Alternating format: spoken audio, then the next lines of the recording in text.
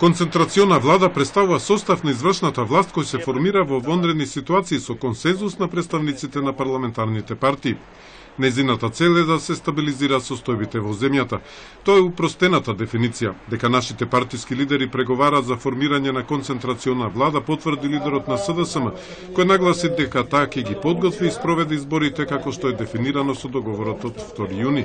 Но што за македонските услови ќе значи концентрациона влада? Професорот Лазар Лазаров смета дека тоа нема да биде добро решение. Ова што се залагат сега за формирање на таква концентрациона влада, во која би влегли представници и од СДС, ВМРО и двете албански партии, според мене, може би на некој начин ќе има надеж, меѓутоа лично мислам дека напротив не ќе има успех, бидејќи тие спротивности толку се заострени на ниво на омраза меѓусебна, посебно меѓу македонските партии. Лазаров вели дека искуствата со ваков вид на влада од 2001 и комбинираната од 91-та не се добри.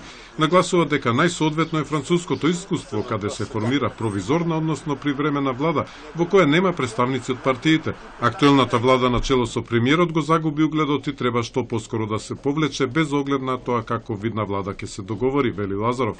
Како и да е, било кој принцип да се примени, оставката на владата е неопходна.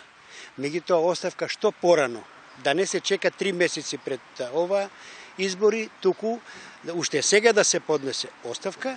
Доколку договорот биде концентрациона влада, процедурата е секако иста како и за избор на која било влада.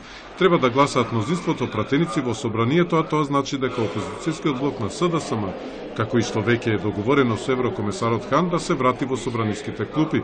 Клучот е во парламентот, нагласија неодамна за Телма професорите Осман Кадрију и Гордана Силјановска.